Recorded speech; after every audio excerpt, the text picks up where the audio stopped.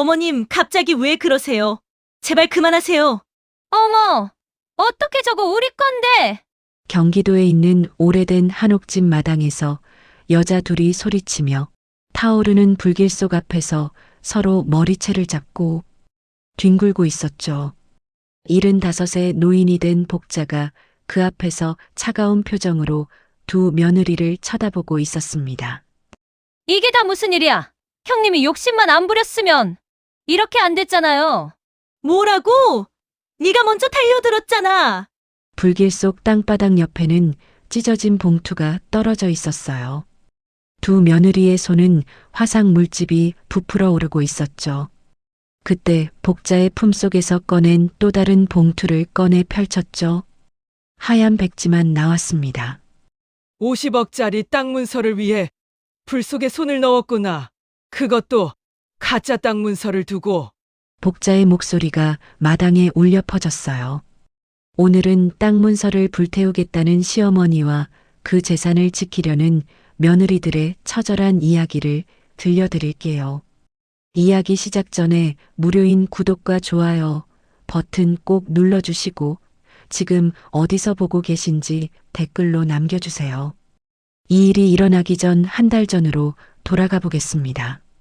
늦은 가을 오후 복자는 거실 소파에 앉아 오래된 앨범을 넘기고 있었어요. 새 아들의 어린 시절 사진들이 가득했습니다. 큰아들 철수, 둘째 만수, 막내 경수.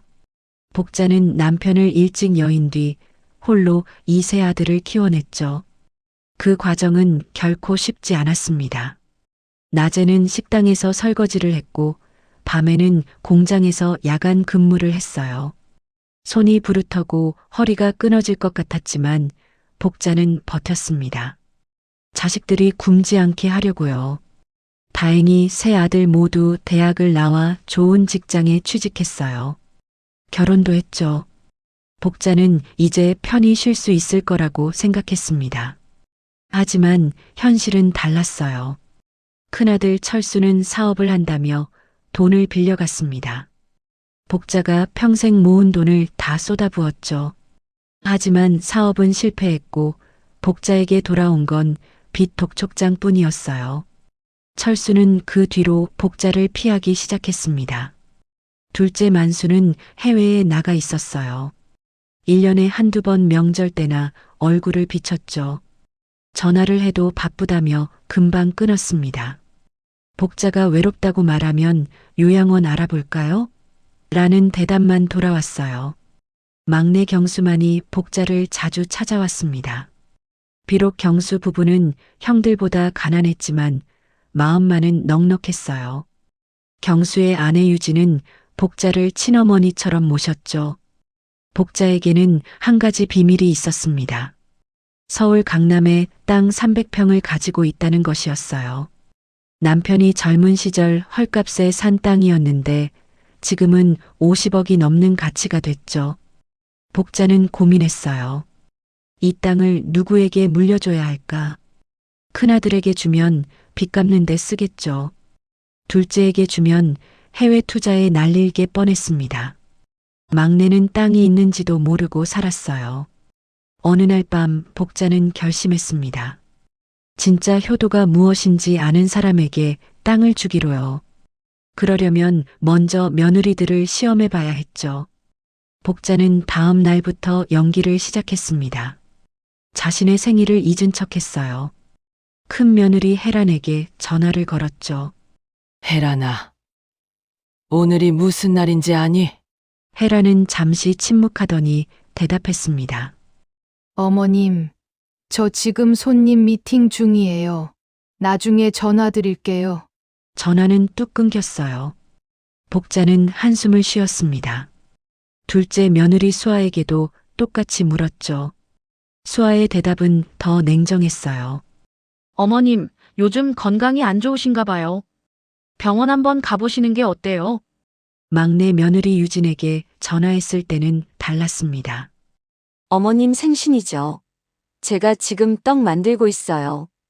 저녁에 갈게요. 유진은 그날 저녁 정말로 왔어요. 직접 만든 미역국과 떡을 들고요. 복자와 함께 소박하게 생일상을 차렸습니다. 복자는 두 번째 시험을 준비했어요. 한밤중에 며느리들에게 각각 전화를 걸었습니다. 헤라는 전화를 받지 않았어요. 다음 날 문자가 왔습니다. 어머니, 밤늦게 전화하시면 안 돼요. 저희도 아침 일찍 출근해서 항상 일찍 자요.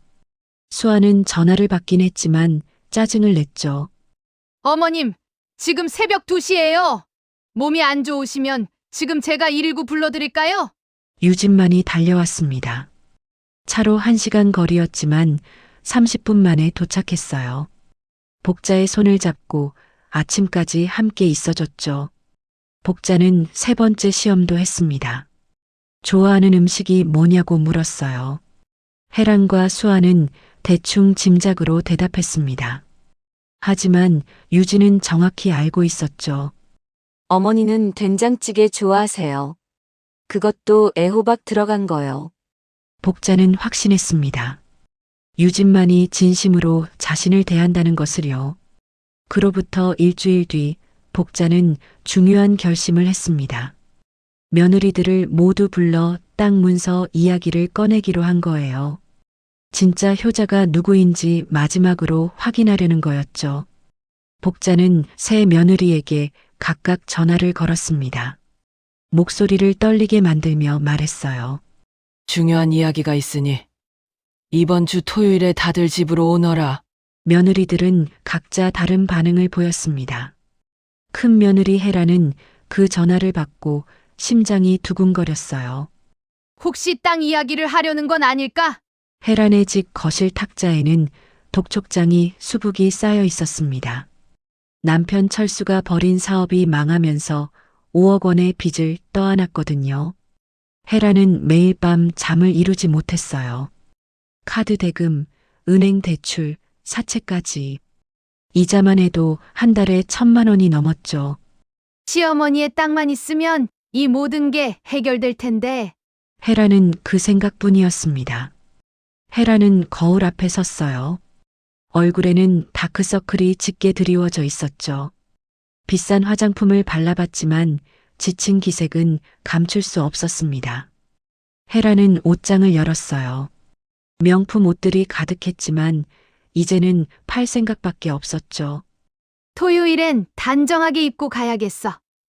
어머니 마음에 들어야 할 텐데. 헤라는 혼잣말을 했습니다. 그녀의 눈에는 절박함이 가득했어요. 둘째 며느리 수아도 복자의 전화를 받고 기대감에 부풀었습니다. 수아에게는 두 자녀가 있었어요. 큰딸은 고3, 작은 아들은 고1이었죠. 두 아이 모두 미국 유학을 보내고 싶었습니다. 수아는 강남 엄마들 사이에서 기가 죽는 게 싫었어요.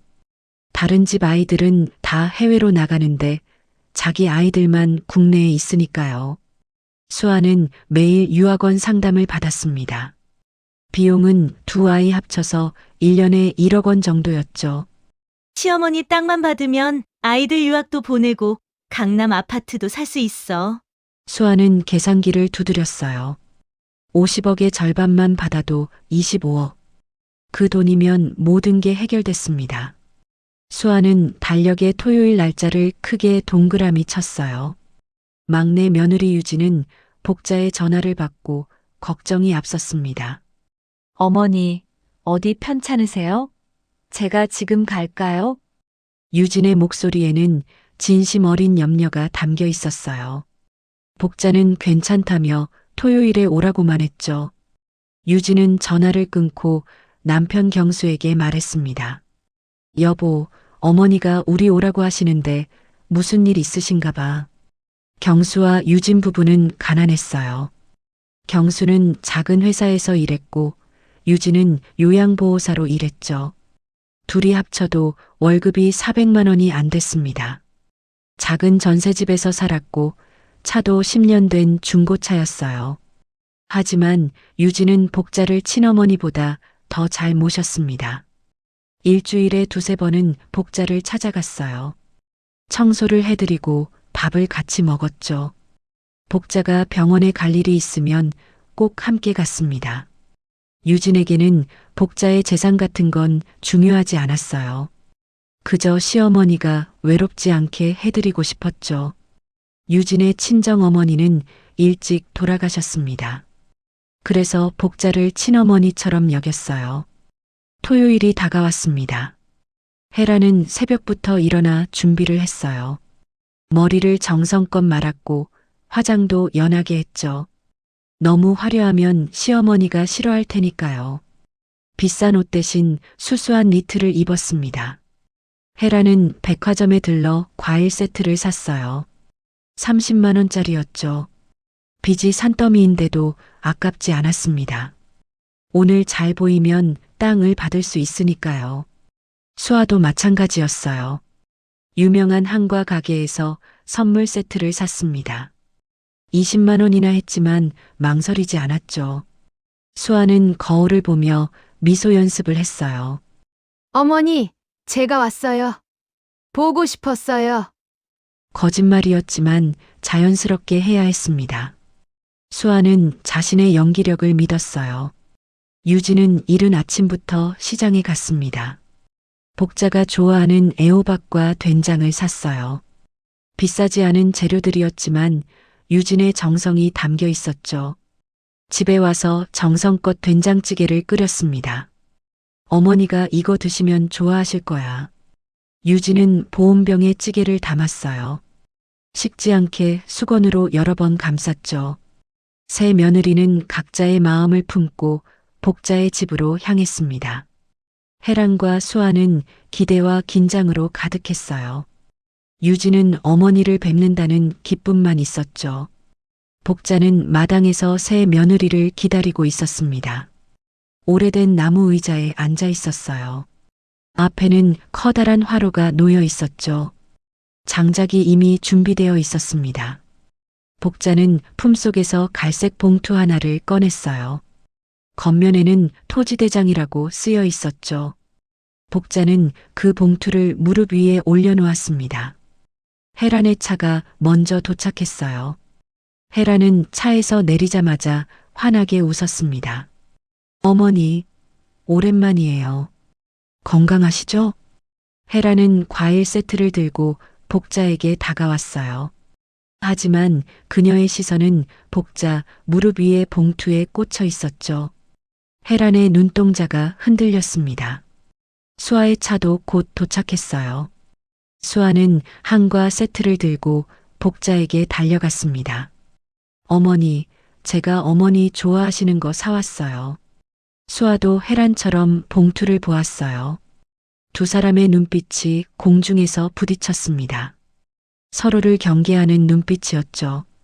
마지막으로 유진이 도착했어요. 낡은 차에서 내린 유진은 보온병을 들고 있었습니다. 어머니, 된장찌개 끓여왔어요. 따뜻할 때 드세요. 유진은 복자의 손을 잡았어요. 복자의 손이 차가운 것을 느끼고 자신의 두 손으로 감싸 녹여주었죠. 복자는 새 며느리를 차례로 바라보았습니다. 해란과 수아의 눈에는 욕심이 가득했어요. 유진의 눈에는 오직 걱정만 있었죠. 복자는 천천히 입을 열었습니다. 오늘 너희를 부른 이유가 있다. 새 며느리의 귀가 쫑긋해졌어요. 해란과 수아는 몸을 앞으로 기울였습니다. 이 봉투 안에 땅 문서가 들어있다. 50억 원 넘는 땅이지. 복자의 말에 헤라는 침을 꿀꺽 삼켰어요. 수아의 손이 떨리기 시작했죠. 유진만 차분하게 복자를 바라보고 있었습니다. 이 땅을 누구에게 줄지 오늘 결정하려고 한다. 복자가 봉투를 들어 올렸습니다. 햇빛에 비친 봉투가 금빛으로 빛났어요. 해란과 수아의 눈이 그 봉투를 쫓았죠. 하지만 조건이 있다. 복자의 목소리가 낮아졌습니다. 복자는 새 며느리를 마당 평상에 앉혔습니다. 가을 햇살이 따스하게 내리쬐었지만 공기는 묘하게 긴장감이 감돌았어요. 화로에서는 이미 불이 활활 타오르고 있었죠. 조건이 뭔데요, 어머니? 헤란이 먼저 물었습니다. 그녀의 목소리는 조금 떨리고 있었어요. 복자는 대답 대신 봉투를 천천히 무릎 위에 내려놓았죠. 내가 3가지 질문을 하겠다. 정직하게 답하는 사람에게 이 땅을 주마. 복자의 말에 수아가 얼른 대답했습니다. 당연히 정직하게 답하죠. 어머니, 저희가 뭐 거짓말하겠어요? 유진은 조용히 앉아 복자의 얼굴을 바라보고 있었어요. 어머니의 표정이 평소와 다르다는 걸 느꼈죠. 뭔가 깊은 슬픔이 눈 속에 서려 있었습니다. 복자는 찬물 한 주전자와 찻잔 3개를 가져왔어요. 직접 따라서 며느리들 앞에 놓았습니다. 혜란과 수아는 얼른 찻잔을 들어 마셨어요. 하지만 유진은 먼저 복자의 잔에 물을 따라 드렸죠. 어머니, 먼저 드세요. 복자는 유진을 보며 희미하게 미소 지었습니다. 그리고 첫 번째 질문을 던졌어요. 첫 번째 질문이다. 내 생일이 언제냐? 순간 혜란과 수아의 얼굴이 굳었습니다. 두 사람은 당황한 눈빛으로 서로를 쳐다봤어요. 혜란의 머릿속이 하얗게 변했죠. 분명 양력이었던가, 음력이었던가, 몇 월이었더라. 수아도 마찬가지였어요. 작년 생신 때 선물을 보낸 기억은 나는데 정확한 날짜가 떠오르지 않았습니다. 10월이었나, 11월이었나. 혜란이 먼저 입을 열었어요. 그게 어머니 10월 15일 아니었나요? 틀렸습니다. 복자는 아무 말 없이 수아를 쳐다봤어요. 11월 3일이요, 어머니. 수아도 틀렸죠. 복자의 생일은 음력 9월 9일, 양력으로는 매년 바뀌지만 올해는 10월 11일이었습니다. 유진이 조용히 대답했어요. 음력 9월 9일이세요. 올해는 양력 10월 11일이고요. 중양절이라고 국화전 붙여드렸던 날이에요. 복자는 고개를 끄덕였습니다. 혜란과 수아의 얼굴이 붉어졌어요. 혜란은 변명을 늘어놓았죠. 어머니, 죄송해요. 요즘 일이 너무 바빠서 깜빡했어요. 워낙 스케줄이 복잡하다 보니까요. 수아도 거들었습니다. 맞아요, 어머니. 저도 아이들 학원 스케줄 관리하느라 정신이 없어서요. 다음엔 꼭 기억할게요. 복자는 찻잔을 들어 한 모금 마셨어요. 그리고 두 번째 질문을 던졌습니다. 두 번째 질문이다. 내가 제일 좋아하는 음식이 뭐냐? 이번에도 혜란과 수아는 당황했어요. 혜란은 기억을 더듬었습니다. 명절 때 어머니가 뭘 많이 드셨더라. 갈비찜이었나, 잡채였나? 갈비찜 좋아하시잖아요, 어머니. 제가 작년 설날에 해드렸을 때 맛있게 드셨잖아요. 혜란은 자신 있게 대답했어요. 하지만 복자는 고개를 저었죠. 수아가 빨리 대답했습니다. 생선조림이요. 어머니가 생선 좋아하신다고 들었어요. 수아도 틀렸어요. 복자는 생선을 잘 먹지 않았습니다. 비린내를 싫어했거든요. 유진이 부드럽게 말했어요.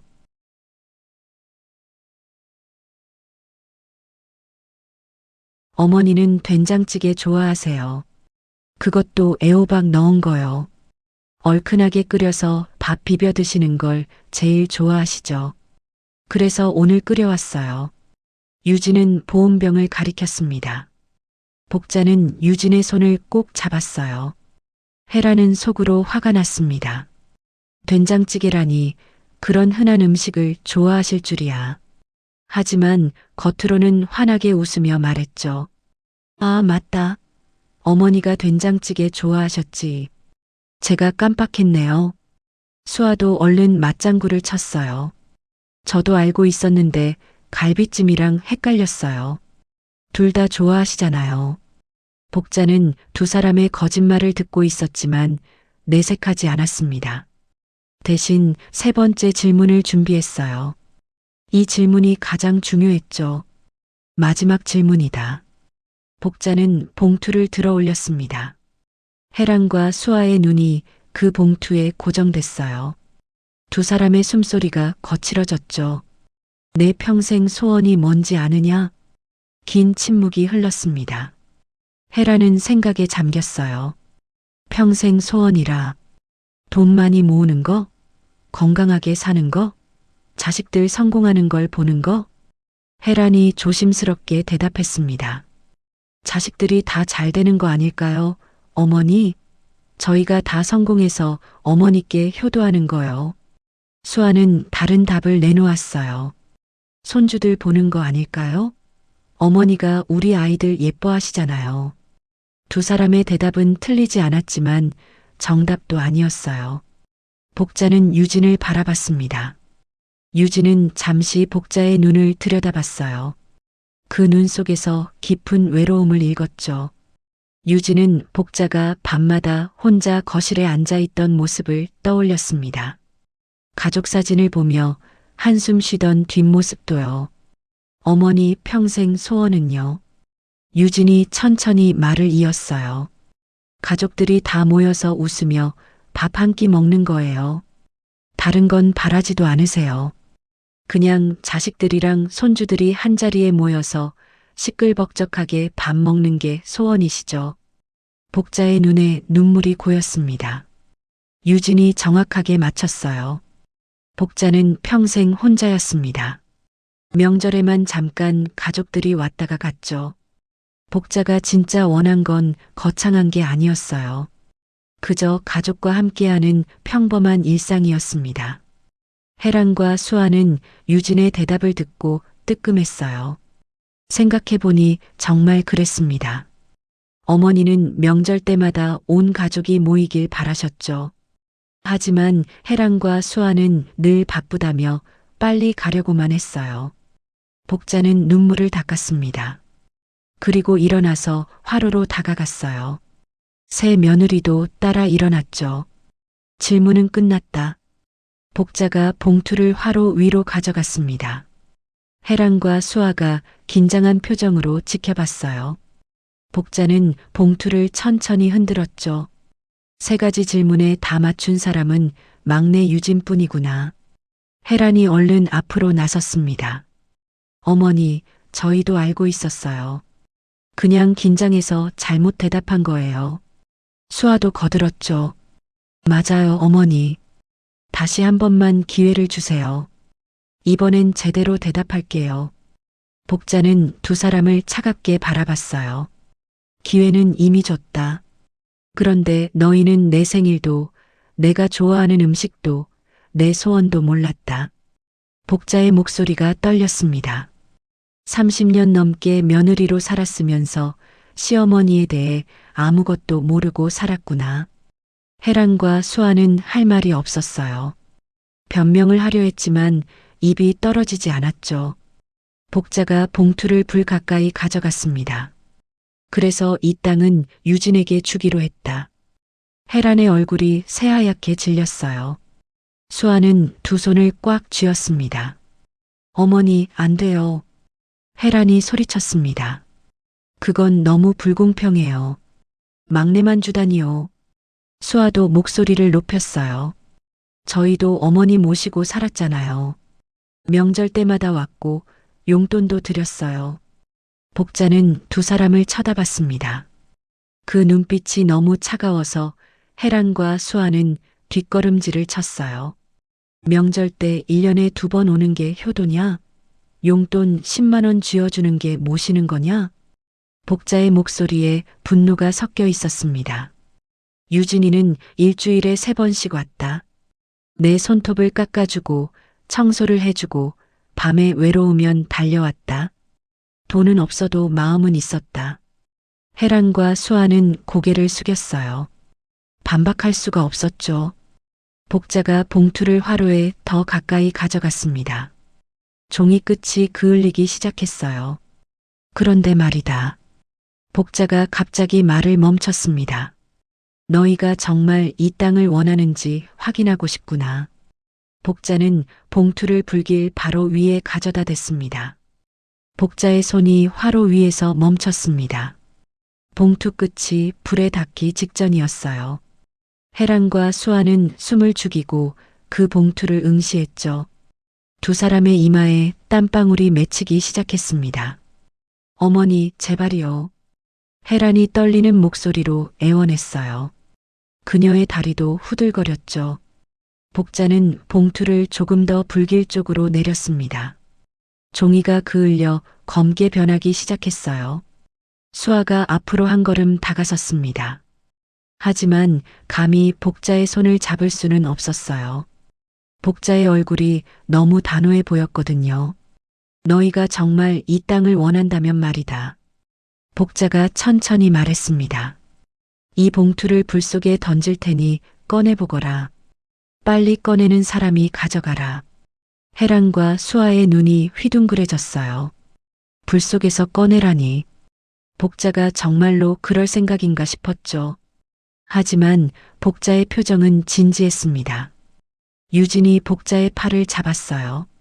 어머니, 그러시면 안 돼요. 위험해요. 복자는 유진을 부드럽게 밀어냈습니다. 괜찮다, 막내야. 나는 이미 마음을 정했으니까. 혜란과 수아는 서로를 쳐다봤어요. 두 사람의 눈빛에서 경계심이 번쩍였죠. 혜란은 생각했습니다. 저 봉투만 잡으면 5억 원 빚을 다 갚을 수 있어. 손 좀 대는 건 아무것도 아니야. 수아도 비슷한 생각을 하고 있었어요. 아이들 유학비, 강남 아파트. 다 해결돼. 화상 정도는 나중에 치료하면 돼. 복자는 두 며느리의 얼굴을 번갈아 보았습니다. 그 눈에서 탐욕을 읽었죠. 복자는 한숨을 쉬었어요. 자, 던진다. 복자가 봉투를 화로 정중앙을 향해 던졌습니다. 봉투가 공중에서 빙글 돌며 불길 속으로 떨어졌어요. 순식간에 불길이 봉투를 감쌌죠. 안 돼. 혜란이 소리를 지르며 화로로 달려들었습니다. 수아도 그 뒤를 바짝 따랐어요. 두 사람은 거의 동시에 불 속으로 손을 뻗었죠. 뜨거운 열기가 손을 태웠습니다. 혜란은 비명을 삼키며 봉투를 잡으려 했어요. 하지만 수아가 혜란의 팔을 잡아챘죠. 형님, 비켜요. 수아가 혜란을 밀쳤습니다. 혜란은 비틀거리며 옆으로 넘어질 뻔했어요. 화가 머리끝까지 치솟았죠. 뭐 하는 짓이야? 혜란이 수아의 머리채를 잡았습니다. 수아도 지지 않고 혜란의 옷깃을 움켜쥐었어요. 두 사람은 화로 바로 앞에서 서로를 밀치며 싸우기 시작했죠. 유진이 깜짝 놀라 말렸습니다. 형님들, 그만하세요. 하지만 혜란과 수아는 듣지 않았어요. 혜란이 수아를 밀어내고 다시 불 속으로 손을 뻗었습니다. 봉투 한쪽 끝을 간신히 잡았어요. 하지만 수아가 혜란의 손목을 세게 비틀었죠. 아야. 혜란이 비명을 지르며 손을 놓쳤습니다. 봉투가 다시 불길 속으로 떨어졌어요. 수아가 재빨리 손을 뻗었지만 불길이 너무 뜨거웠죠. 손등에 물집이 부풀어 오르기 시작했습니다. 복자는 마당 한쪽에 서서 이 광경을 지켜보고 있었어요. 유진이 복자 곁으로 다가왔습니다. 어머니, 형님들 좀 말려야 해요. 복자는 고개를 저었습니다. 두거라. 저것들이 진짜 원하는 게 뭔지 보여주고 있잖니. 혜란과 수아는 계속 싸웠어요. 수아가 혜란의 배를 밀었습니다.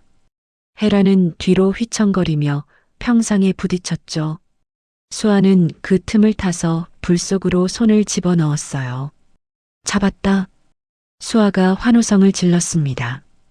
봉투를 손에 쥐었거든요. 하지만 기쁨도 잠시 혜란이 뒤에서 수아의 머리카락을 잡아당겼어요. 그건 내 거야. 혜란이 고함을 질렀습니다. 수아는 봉투를 꽉 쥔 채 혜란의 손을 뿌리치려 했어요. 두 사람은 봉투를 사이에 두고 줄다리기를 했죠. 봉투가 찢어지기 시작했습니다. 비지직 소리가 났어요. 혜란과 수아는 멈추지 않았죠. 오히려 더 세게 잡아당겼습니다. 결국 봉투가 반으로 찢어졌어요. 혜란과 수아는 각자 반쪽씩을 손에 쥐고 뒤로 넘어졌습니다. 두 사람은 황급히 자신이 잡은 봉투를 펼쳤어요. 하지만 그 안에는 아무것도 없었습니다. 하얀 종이 한 장만 들어 있었어요. 혜란이 그 종이를 꺼내봤죠. 백지였습니다. 수아도 마찬가지였어요. 그녀가 잡은 봉투 안에도 백지만 들어 있었죠. 두 사람은 멍한 표정으로 서로를 바라봤습니다. 이게 무슨... 혜란이 중얼거렸어요. 수아는 자신의 손을 내려다봤습니다. 손등과 손바닥이 빨갛게 부어올라 있었어요. 물집이 여러 개 생겼죠. 혜란의 손도 마찬가지였습니다. 복자가 천천히 두 사람에게 다가왔어요. 품속에서 또 다른 봉투를 꺼냈습니다. 아까 그 봉투와 똑같이 생긴 거였죠. 너희가 싸우며 뺏으려던 건 가짜였다. 복자의 목소리는 차갑고도 슬펐습니다. 혜란과 수아는 넋이 나간 표정으로 복자를 쳐다봤어요. 복자는 새 봉투를 펼쳐 보였습니다. 이번에도 안에는 백지만 들어 있었죠. 이것도 가짜다. 복자가 그 봉투를 땅에 던졌습니다. 혜란과 수아는 이해할 수 없다는 얼굴이었어요. 어머니, 그럼 진짜 땅 문서는요?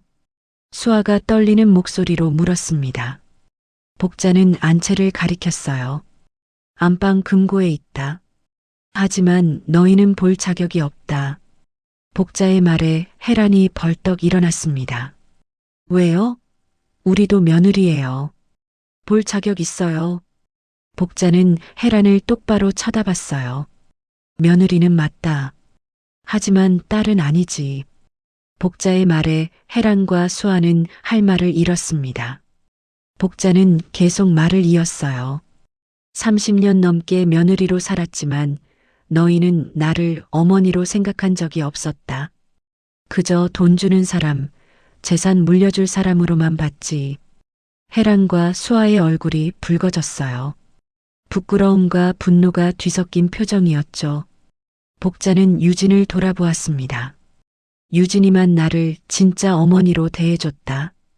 돈이 없어도 땅이 없어도 그냥 외로운 노인네를 돌봐줬지. 유진의 눈에 눈물이 고였어요. 복자는 유진의 손을 잡았습니다. 그래서 땅은 이미 유진이한테 넘겼다. 3년 전에 일부는 증여를 끝냈다. 혜란과 수아는 그 말을 듣고 충격에 빠졌습니다. 3년 전 일부를 유진에게 증여했다고요?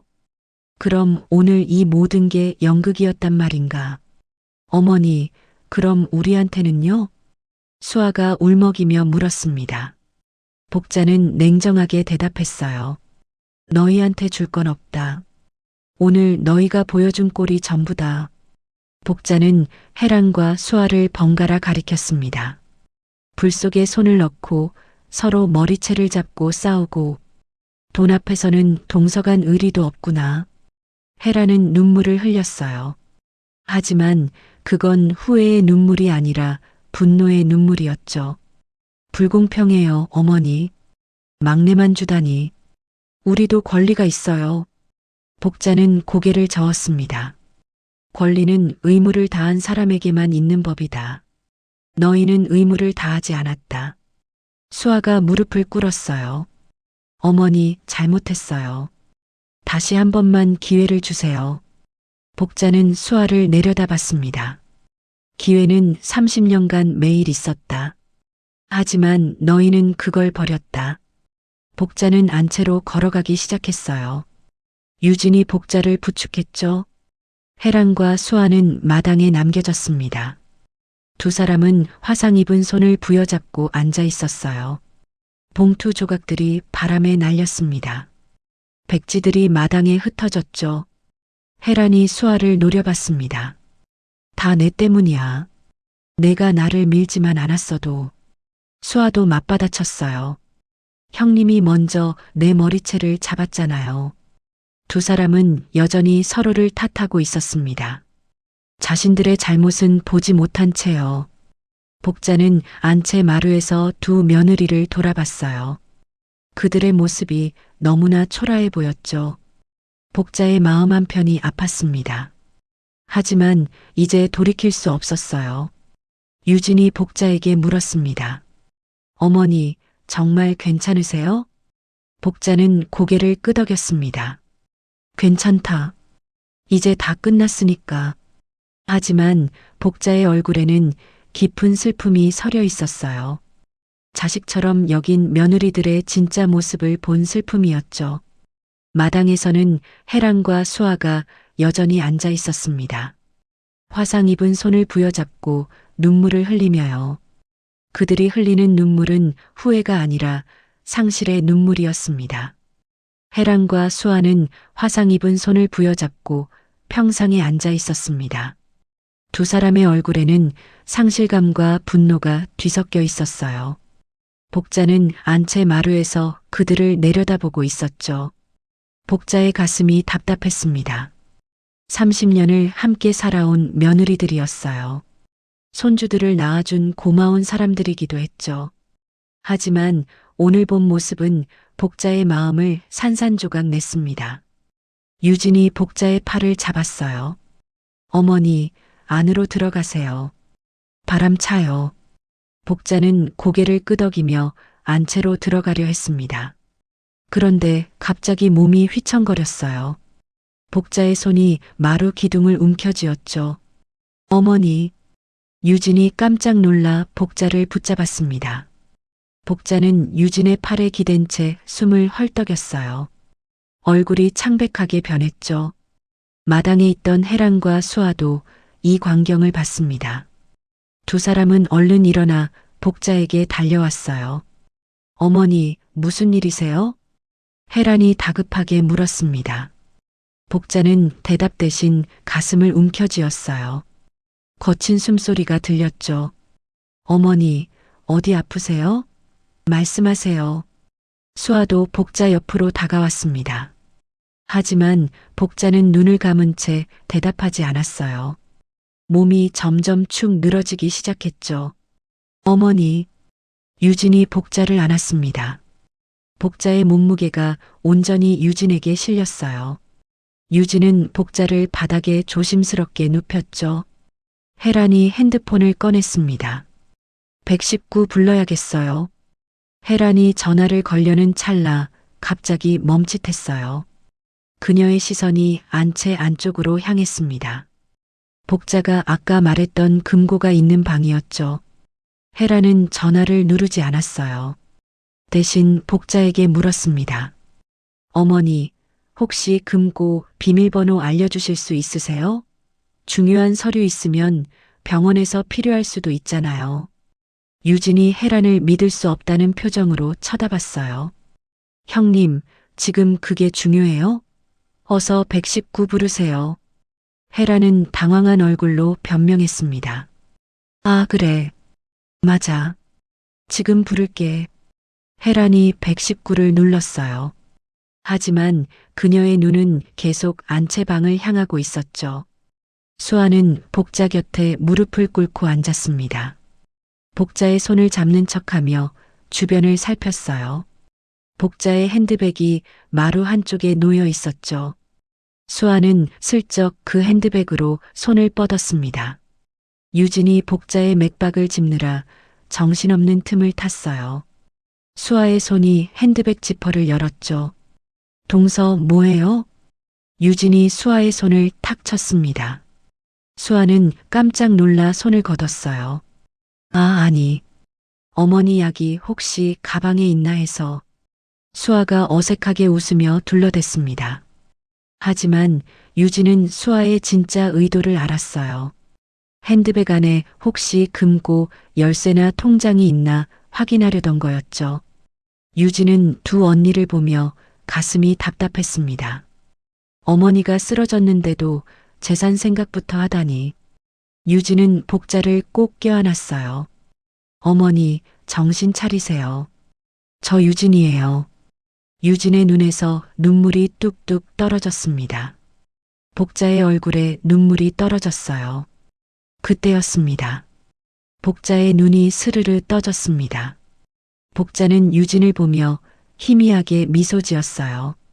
그리고 천천히 일어나 앉았죠. 어머니. 유진이 놀라서 소리쳤습니다. 혜란과 수아도 입을 벌린 채 복자를 쳐다봤어요. 복자는 유진의 눈물을 닦아줬습니다. 울지 마라, 막내야. 나는 괜찮다. 복자의 목소리는 아까와 달리 힘이 있었어요. 전혀 아픈 사람 같지 않았죠. 혜란과 수아는 어리둥절한 표정이었습니다. 어머니, 방금 쓰러지신 거 아니에요? 수아가 조심스럽게 물었습니다. 복자는 수아를 똑바로 쳐다봤어요. 연기였다. 복자의 말에 혜란과 수아는 얼어붙었습니다. 연기라니. 복자가 일부러 쓰러진 척 했다는 거였죠. 왜 그러신 거예요? 혜란이 떨리는 목소리로 물었습니다. 복자는 천천히 일어섰어요. 유진이 복자를 부축했죠. 너희가 진짜로 날 걱정하는지 보고 싶었다. 복자의 목소리는 차갑고도 슬펐습니다. 하지만 너희는 내가 쓰러졌는데도 금고 비밀번호부터 물어봤고 내 가방을 뒤졌지. 혜란과 수아의 얼굴이 사색이 됐어요. 복자가 다 보고 있었던 겁니다. 어머니. 그게 아니라. 혜란이 변명하려 했지만 복자는 손을 들어 막았습니다. 119 전화 걸 때 내 눈이 어디 보고 있었는지 내가 다 봤다. 금고 있는 방만 쳐다보고 있었지. 혜란은 할 말이 없었어요. 복자의 말이 사실이었으니까요. 복자는 수아를 향했습니다. 너는 더 심하더구나. 쓰러진 어머니보다 핸드백이 먼저였지. 그 안에 뭐가 들었나 보고 싶었던 거지. 수아는 고개를 숙였습니다. 부끄러움과 분노가 뒤섞인 표정이었어요. 복자는 유진을 돌아봤습니다. 유진이만 진짜로 울었다. 내 이름을 부르며 정신 차리라고 했지.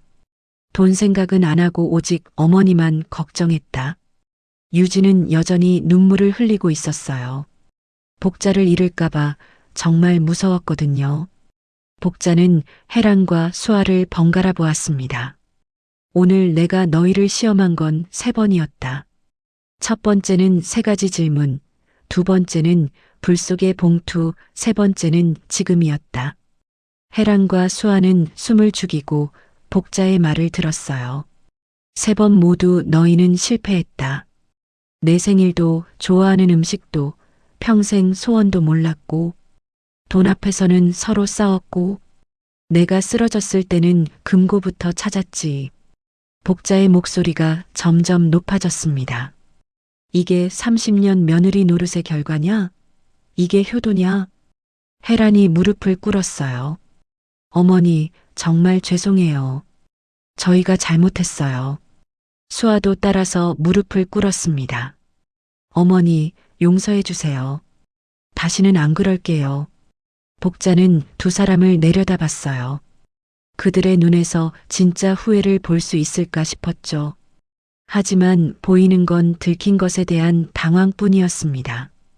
일어나라. 복자가 냉정하게 말했습니다. 너희 사과받지 않겠다. 진심이 아닌 걸 내가 아니까. 혜란과 수아는 일어섰어요. 두 사람의 눈에 서운함이 스쳤죠. 복자는 그것도 봤습니다. 너희는 지금도 억울해하고 있구나. 잘못했다고 생각하지 않지. 복자의 말에 혜란이 참았던 말을 터뜨렸습니다. 솔직히 억울해요, 어머니. 저희도 30년간 며느리 했어요. 명절 때마다 왔고 제사도 지냈어요. 그런데 막내만 좋게 보시는 건 불공평해요. 복자는 한숨을 쉬었습니다. 명절 때 오는 게 효도냐? 제사 지내는 게 사랑이냐? 복자가 혜란에게 물었어요. 효도는 말이다. 어머니가 외로울 때 찾아오는 거다. 아플 때 손 잡아주는 거다. 밤에 무서워할 때 옆에 있어주는 거지. 복자의 목소리에 떨림이 섞였습니다. 유진이는 그걸 다 해줬다. 돈은 없어도 시간을 줬고 선물은 없어도 마음을 줬다. 수아가 입을 열었어요. 저희도 바빠서 그랬지 마음은 있었어요. 복자는 고개를 저었습니다. 마음이 있으면 시간을 내는 법이다. 바쁘다는 건 핑계지. 복자는 안채 안으로 걸어 들어갔어요. 유진이 따라갔죠. 혜란과 수아는 마당에 남겨졌습니다. 혜란이 수아를 노려봤어요. 동서 때문이야. 당신이 가방 뒤지는 거 들켰잖아. 수아도 맞받아쳤습니다. 형님도 금고 비밀번호 물어봤잖아요. 똑같아요. 두 사람은 여전히 자신의 잘못을 돌아보지 않았습니다. 서로를 탓할 뿐이었죠. 안채에서는 복자가 의자에 앉아 있었어요. 유진이 따뜻한 차를 끓여왔습니다. 어머니, 많이 속상하시죠? 유진이 조심스럽게 물었습니다. 복자는 고개를 끄덕였어요. 30년을 함께 살았는데 이방인 같더구나. 복자의 목소리에 깊은 슬픔이 배어 있었습니다. 그래도 어머니, 저는 있잖아요. 유진이 복자의 손을 잡았어요. 복자는 유진을 보며 미소 지었습니다. 그래, 내가 있어서 다행이다. 복자는 서랍에서 서류 봉투를 꺼냈어요. 진짜 땅 문서가 들어있는 봉투였죠. 이제 마지막 단계만 남았다. 복자가 봉투를 유진에게 건넸습니다. 내일 이걸 저둘 앞에서 또 불태울 거다. 유진이 깜짝 놀랐어요. 어머니, 진짜 땅 문서를요? 복자는 고개를 저었습니다. 아니다. 이것도 가짜란다. 복자는 품속에서 다른 봉투를 꺼냈어요. 진짜는 이미 일부분은 내 이름으로 돼 있다. 3년 전에 다 끝냈지. 유진은 복자를 꼭 껴안았습니다. 복자도 유진을 안아주었어요. 두 사람의 눈에서 눈물이 흘렀죠. 마당에서는 혜란과 수아가 여전히 서로를 원망하고 있었습니다.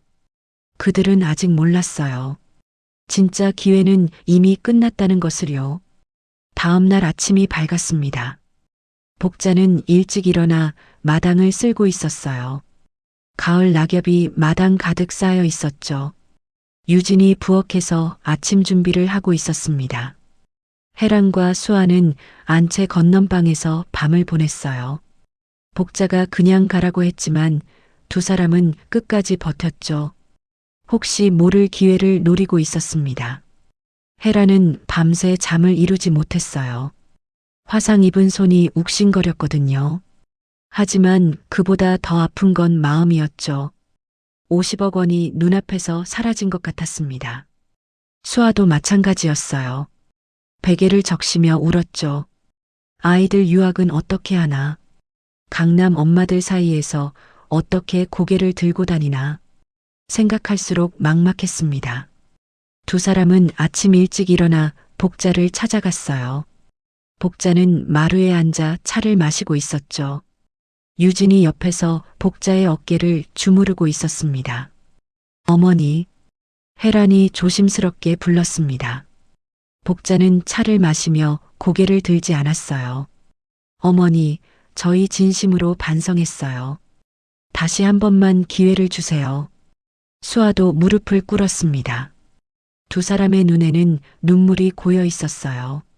하지만 그 눈물이 진짜 후회의 눈물인지는 알 수 없었죠. 복자는 찻잔을 내려놓았습니다. 일어나라. 복자의 목소리는 여전히 차갑고 단호했어요. 혜란과 수아는 일어서지 않았습니다. 오히려 더 깊이 절을 했죠. 어머니, 정말 잘못했어요. 저희가 너무 욕심이 많았어요. 혜란이 울먹이며 말했습니다. 수아도 거들었어요. 앞으로는 매주 찾아뵐게요. 어머니 외롭지 않게 해드릴게요. 복자는 두 사람의 얼굴을 번갈아 보았습니다. 진심을 찾으려 했지만 보이지 않았어요. 그저 재산을 잃을까봐 두려워하는 표정뿐이었죠. 너희 말을 믿을 수 없구나. 복자가 천천히 말했습니다. 어제도 똑같은 말을 했지. 하지만 내가 쓰러졌을 때 너희는 금고부터 찾았다. 혜란과 수아는 할 말이 없었어요. 복자의 말이 사실이었으니까요. 복자는 자리에서 일어났습니다. 유진이 복자를 부축했죠. 복자는 안채 안으로 들어가 서랍을 열었어요. 갈색 봉투를 꺼냈습니다. 이게 마지막이다. 복자가 봉투를 들고 마당으로 나왔습니다. 혜란과 수아의 눈이 그 봉투에 고정됐어요. 혹시 그게 진짜 땅 문서가 아닐까 하는 기대가 생겼죠. 복자는 어제 쓰던 화로를 다시 가져왔습니다. 장작을 쌓고 불을 붙였어요. 곧 불길이 활활 타올랐죠. 어머니, 뭐 하시려고요? 수아가 불안한 목소리로 물었습니다. 복자는 대답 대신 봉투를 화로 위에 들었어요. 이 땅 문서를 오늘 태워버리겠다. 복자의 말에 혜란과 수아는 얼굴이 창백해졌습니다. 혜란이 앞으로 달려왔어요. 어머니, 안 돼요. 그건 우리 가족 재산이에요. 복자는 냉정하게 대답했습니다. 가족 재산이라고? 너희는 가족이 아니라 재산만 보는 사람들이잖니. 수아도 울며 애원했어요. 어머니, 제발이요. 저희가 정말 잘못했어요. 용서해 주세요. 복자는 봉투를 불 가까이 가져갔습니다. 종이 끝이 타기 시작했어요. 혜란과 수아는 거의 울부짖듯 소리쳤죠. 어머니. 그때 유진이 나섰습니다. 유진은 복자의 팔을 가만히 잡았어요. 어머니. 유진의 목소리는 차분하고 따뜻했습니다. 어머니가 하고 싶으신 대로 하세요. 혜란과 수아는 유진을 믿을 수 없다는 표정으로 쳐다봤어요. 유진은 계속 말을 이었습니다. 땅이 있든 없든 상관없어요. 저는 어머니만 계시면 돼요. 유진의 말에 복자의 손이 멈췄습니다. 복자는 유진을 돌아봤어요. 유진의 눈에는 진심만 가득했죠. 땅 때문에 어머니 마음 아프시면 차라리 없는 게 나아요. 저는 어머니가 행복하신 게 제일 중요해요. 유진이 복자의 손을 꼭 잡았습니다. 복자의 눈에 눈물이 고였어요. 혜란은 유진의 말을 듣고 화가 났습니다. 유진이 착한 척하며 어머니를 독차지하려는 것처럼 보였거든요. 유진아, 내가 무슨 권리로 그런 말을 해? 우리도 며느리야. 혜란이 소리쳤습니다. 넌 이미 어머님에게 일부를 받았잖아. 유진은 차분하게 대답했어요. 형님, 저는 권리 주장하는 게 아니에요. 그냥 어머니 뜻을 존중하는 거예요. 수아가 비아냥거렸습니다. 그래, 좋은 말로 포장하면서 결국 혼자 다 차지하려는 거지. 유진은 고개를 저었어요. 아니에요. 어머니가 정말 태우고 싶으시다면 저는 말리지 않을 거예요. 복자는 새 며느리를 차례로 바라봤습니다. 혜란과 수아는 여전히 봉투만 쳐다보고 있었어요. 유진만 복자의 얼굴을 보고 있었죠. 너희 둘은 아직도 모르는구나. 복자가 한숨을 쉬었습니다. 진짜 재산이 뭔지 말이다. 혜란이 되물었어요. 그게 무슨 말씀이세요, 어머니? 복자는 봉투를 내려놓았습니다. 그리고 유진의 손을 잡았어요. 진짜 재산은 땅이 아니라 이런 마음이다. 돈 없어도 사랑하고 땅 없어도 함께하는 마음 말이다. 복자의 목소리에 떨림이 섞였습니다. 유진이는 그걸 알고 있다. 하지만 너희는 평생 모를 것 같구나. 혜란과 수아는 고개를 숙였어요. 부끄러움보다는 분함이 더 컸죠. 여전히 자신들이 잘못했다고 생각하지 않았습니다. 복자는 봉투를 다시 들었습니다. 이런 건 필요 없다. 가족 간에 분쟁만 일으키지 태우겠다. 더 이상 이 땅 때문에 가족이 싸우는 꼴을 보고 싶지 않구나. 복자가 봉투를 불길 속으로 던졌습니다. 봉투가 불꽃에 휩싸였어요. 혜란과 수아는 넋을 잃고 그 광경을 바라봤죠. 어머니.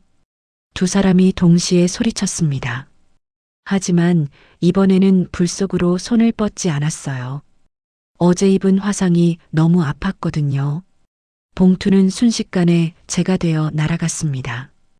혜란과 수아는 주저앉았어요. 모든 게 끝났다고 생각했죠. 복자는 두 사람을 내려다봤습니다.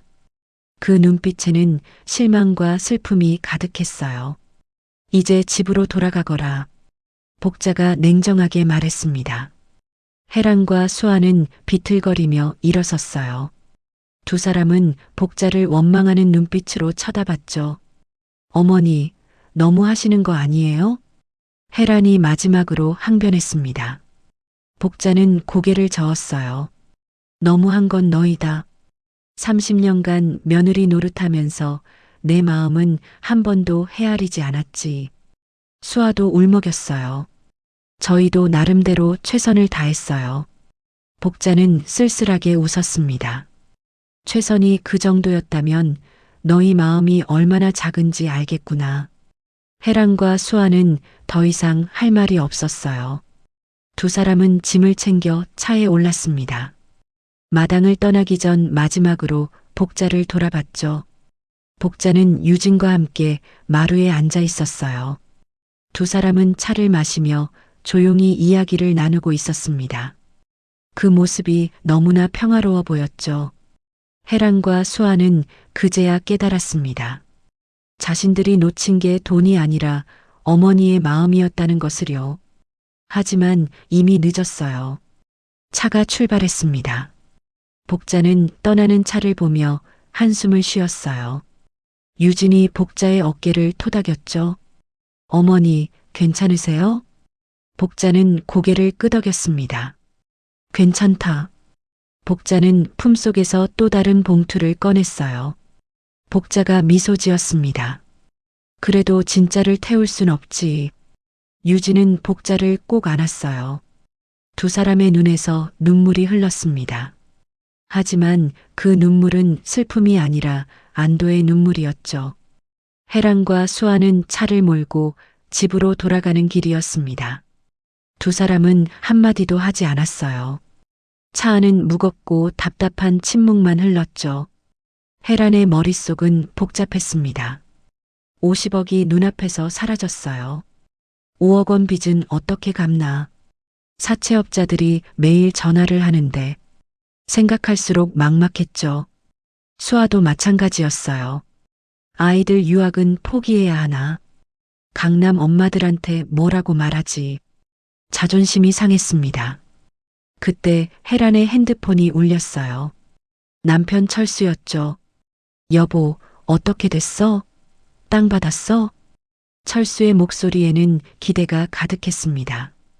해란은 한숨을 쉬었어요. 안 됐어.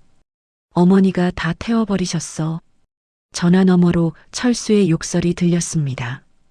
해란은 전화를 끊었죠. 눈물이 날 것 같았어요. 수아도 남편한테 전화가 왔습니다. 남편 만수는 해외에서 전화를 걸었어요. 어머니가 뭐라고 하시던가. 수아는 사실대로 말했습니다. 만수도 화를 냈죠.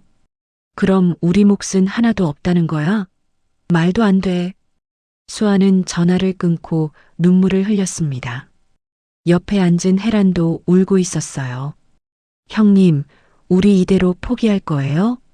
수아가 떨리는 목소리로 물었습니다. 해란은 핸들을 꽉 쥐었어요. 아니, 포기 못해. 다시 돌아가야 해. 해란이 차를 돌렸습니다. 수아는 놀랐어요. 형님, 뭐 하시는 거예요? 해란의 눈빛이 변했습니다. 절박함과 집착이 뒤섞인 눈빛이었죠. 생각해봐. 어머니가 진짜 땅 문서를 태웠을까? 아닐 거야. 분명히 우리 보고 단념하라고 그랬을 거야. 설마 몇십억을 불태우겠어? 수아도 고개를 끄덕였어요. 그럴 수도 있었죠. 어머니는 우리를 시험하고 계실 거야. 끝까지 포기하지 않는지 보시는 거라고. 해란의 말에 수아도 희망이 생겼습니다. 그럴지도 몰라요. 두 사람은 다시 복자의 집으로 향했죠. 복자의 집 마당에 도착했을 때 해란과 수아는 깜짝 놀랐습니다. 복자가 화로 앞에 서 있었거든요. 손에는 또 다른 봉투를 들고 있었죠. 어머니. 해란이 차에서 뛰어내렸습니다. 수아도 따라 내렸어요. 두 사람은 복자에게 달려갔죠. 복자는 두 사람을 보고 한숨을 쉬었습니다. 왜 돌아왔느냐? 혜란이 숨을 헐떡이며 대답했어요. 어머니, 저희 정말 반성했어요. 다시 한 번만 봐주세요. 수아도 무릎을 꿇었습니다. 제발 기회를 주세요, 어머니. 복자는 두 사람을 차갑게 내려다봤어요. 유진이 안채에서 나와 복자 옆에 섰죠. 형님들, 그만하세요. 어머니 마음 아프시게 하지 마세요. 유진이 말렸지만 혜란과 수아는 듣지 않았습니다. 두 사람의 눈은 복자 손에 든 봉투에 고정돼 있었어요. 복자는 봉투를 들어 올렸습니다. 이건 땅 문서에 남아있는 일부 땅이다. 이것도 마저 태우던 중이다. 복자의 말에 혜란과 수아의 눈이 반짝였어요. 역시 아까 태운 게 전부가 아닐 거라 생각했죠. 하지만 너희는 받을 자격이 없다. 복자가 봉투를 화로 위로 가져갔습니다. 불길이 활활 타오르고 있었어요. 어머니, 안 돼요. 혜란이 소리쳤습니다. 복자는 멈추지 않았어요. 봉투를 불길 한가운데로 던졌죠. 안 돼. 혜란과 수아가 동시에 비명을 질렀습니다. 두 사람은 화로로 달려들었어요. 어제 입은 화상 따위는 잊어버렸죠. 오직 그 봉투만 보였습니다. 혜란이 먼저 불 속으로 손을 뻗었어요. 뜨거운 열기가 손을 태웠지만 참았습니다. 봉투 끝을 간신히 잡았죠. 내 거야. 혜란이 소리쳤습니다. 하지만 수아가 혜란의 팔을 잡아챘어요. 안 돼. 형님, 혼자만 가질 순 없어요. 수아가 혜란을 밀쳤습니다. 두 사람은 화로 앞에서 서로 밀치며 싸우기 시작했어요. 이게 다 누구 때문이야? 형님이 욕심 안 부렸으면. 수아가 소리쳤습니다. 혜란도 지지 않았죠. 뭐, 내가 먼저 달려들었잖아. 두 사람은 서로의 머리채를 잡고 뒹굴었어요. 봉투를 사이에 두고 줄다리기를 했죠. 결국 봉투가 찢어졌습니다. 혜란과 수아는 각자 반쪽씩을 손에 쥐고 넘어졌어요. 화로 옆 땅바닥에는 찢어진 봉투 조각들이 흩어져 있었죠. 두 사람은 급히 자신이 잡은 봉투를 펼쳤습니다. 하지만 그 안에 든 것은 땅 문서가 아니었어요. 하얀 종이 한 장이 들어 있었습니다. 거기에는 이렇게 쓰여 있었죠. 이 땅의 주인은 진심을 보인 자에게. 혜란과 수아는 멍한 표정으로 종이를 바라봤어요. 손등에는 화상 물집이 부풀어 오르고 있었습니다.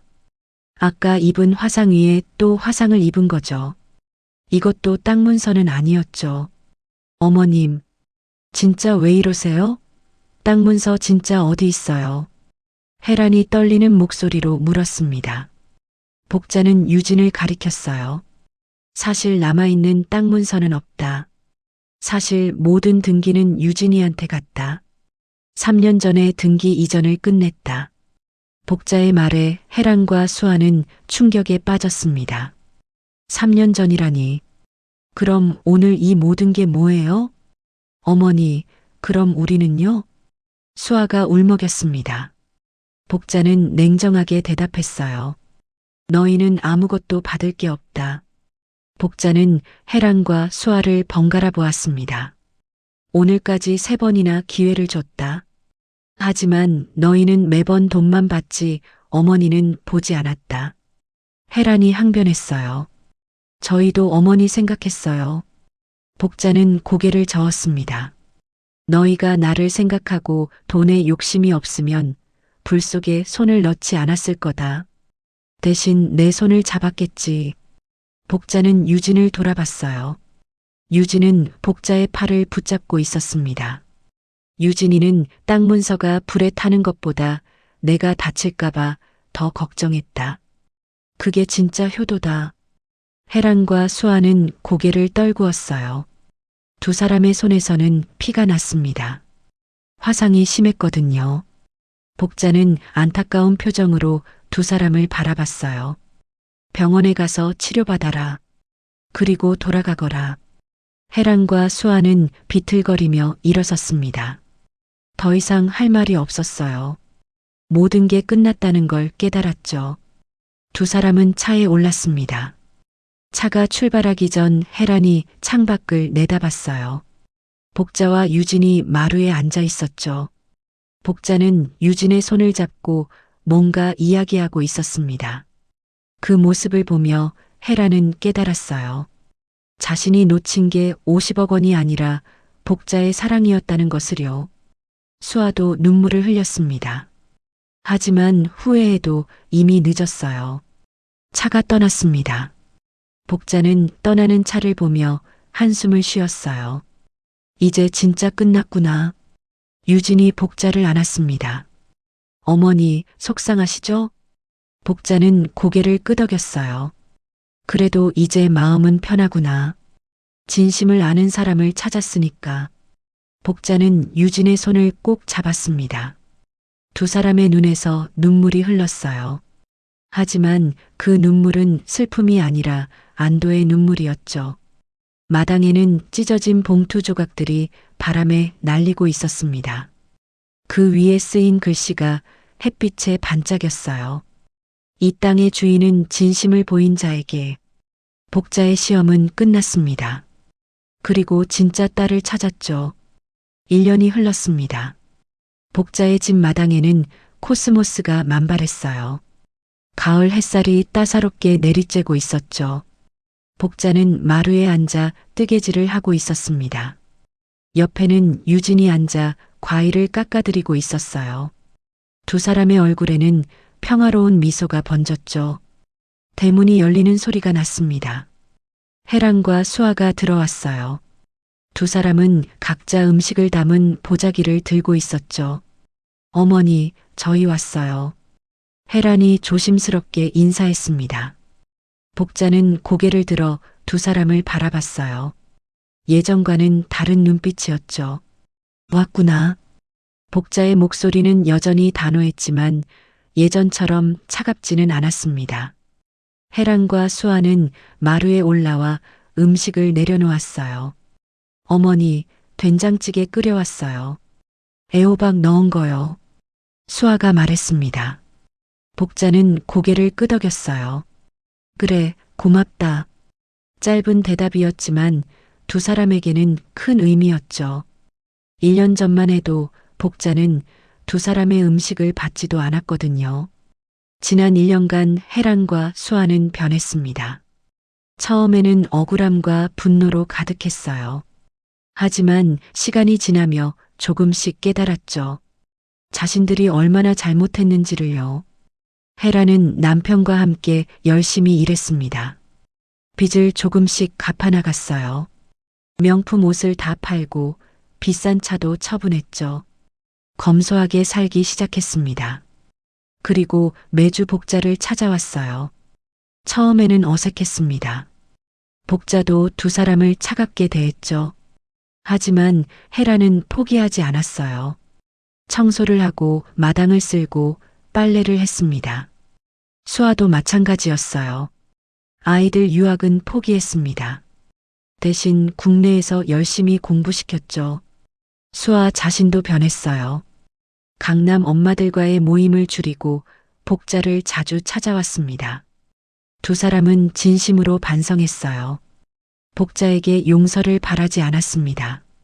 그저 조금이라도 효도하고 싶었죠. 복자는 처음에 믿지 않았습니다. 또 연기일 거라고 생각했어요. 하지만 몇 달이 지나도 두 사람은 변함없이 찾아왔죠. 비가 와도 눈이 와도 빠지지 않았습니다. 그제야 복자는 마음을 조금 열었어요. 두 사람의 변화가 진짜라는 걸 알았거든요. 어머니, 생신 선물이에요. 혜란이 작은 상자를 내밀었습니다. 복자가 열어보니 목도리였어요. 혜란이 직접 뜬 거였죠. 형님이 한 달 동안 뜨셨어요. 손이 서툴러서 시간이 오래 걸렸대요. 유진이 옆에서 설명했습니다. 복자는 목도리를 만져봤어요. 바느질이 고르지 않았지만 정성이 느껴졌죠. 고맙다. 복자가 목도리를 목에 둘렀습니다. 혜란의 눈에 눈물이 고였어요. 수아도 선물을 꺼냈습니다. 액자였어요. 복자와 새 며느리가 함께 찍은 사진이 담겨 있었죠. 이거 언제 찍은 거냐?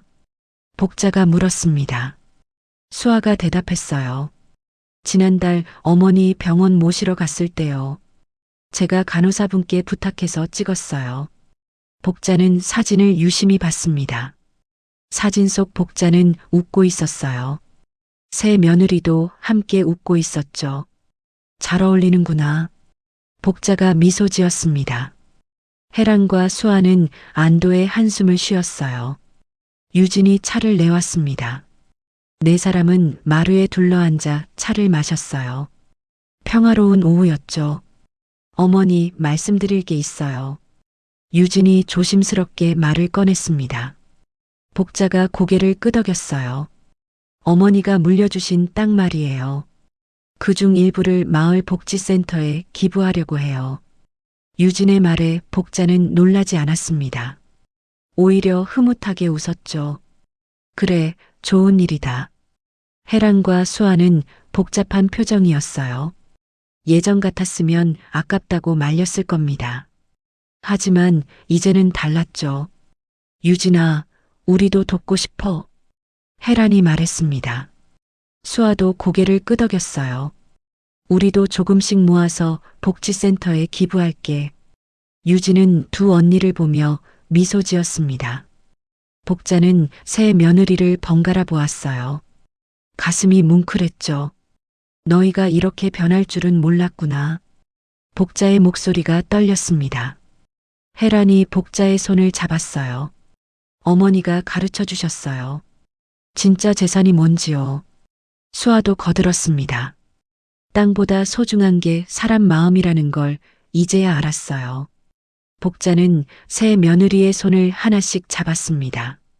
황금은 불 속에서도 변하지 않지만 사람 마음은 불 보면 다 드러난다고 했지. 복자가 천천히 말했어요. 너희는 불을 보고 욕심을 드러냈다. 하지만 그 불이 너희를 변하게 만들었구나. 새 며느리는 고개를 숙였습니다. 복자는 계속 말을 이었어요. 유진이는 처음부터 진심이었고 너희 둘은 늦게나마 진심을 찾았다. 그것만으로도 다행이다. 복자의 눈에 눈물이 고였습니다. 새 며느리도 함께 울었어요. 시간이 더 흘렀습니다. 계절이 바뀌고 또 바뀌었죠. 복자는 80을 넘겼어요. 몸이 많이 약해졌습니다. 어느 겨울날 복자는 조용히 눈을 감았습니다. 새 며느리가 모두 곁에 있었어요. 복자는 평화로운 얼굴로 마지막을 맞았죠. 그로부터 1년 후 복자의 기일이었습니다. 복자의 무덤 앞에 온 가족이 모였어요. 큰아들 철수와 혜란 부부, 둘째 만수와 수아 부부, 막내 경수와 유진 부부, 그리고 손주들까지 모두 모였죠. 제사상이 차려졌습니다. 복자가 좋아하던 된장찌개, 애호박나물, 그리고 손주들이 만든 떡이 놓였어요. 절을 마치고 다들 둘러앉았습니다. 철수가 입을 열었어요. 어머니가 그렇게 바라셨던 거잖아. 가족이 다 모여서 밥 먹는 거. 만수도 고개를 끄덕였습니다. 맞아. 우리가 너무 늦게 깨달았어. 경수는 두 형을 보며 말했어요. 이제라도 알았으니 다행이에요. 새 며느리는 함께 음식을 나눴습니다. 예전처럼 경쟁하거나 싸우지 않았어요. 서로 챙겨주고 웃었죠. 혜란이 유진에게 반찬을 떠주었습니다. 유진아, 이거 먹어봐. 내가 어머니 레시피대로 만들었어. 수아도 혜란에게 국을 떠주었어요. 형님도 드세요. 오늘 날씨가 추워서 따뜻한 게 좋아요. 유진은 두 언니를 보며 미소 지었습니다. 복자가 바라던 모습이었어요. 손주들이 떠들며 뛰어놀았습니다. 아이들 웃음소리가 무덤가에 울려 퍼졌죠. 복자가 들으면 좋아할 소리였습니다. 해가 기울기 시작했어요. 가족들은 복자 무덤 앞에서 기념사진을 찍었습니다. 모두가 환하게 웃고 있었죠. 유진이 무덤 앞에 무릎을 꿇었습니다. 어머니, 보고 계시죠? 우리 이제 진짜 가족이 됐어요. 유진의 목소리에 눈물이 섞였습니다. 혜란과 수아도 유진 옆에 무릎을 꿇었어요. 어머니, 감사해요. 우리한테 진짜 소중한 게 뭔지 가르쳐 주셔서요. 혜란이 말했습니다. 수아도 고개를 숙였어요. 어머니, 이제 알았어요. 땅보다 소중한 게 이 마음이라는 걸요. 바람이 불어왔습니다. 복자의 무덤 위로 낙엽이 날렸어요. 마치 복자가 답하는 것 같았죠.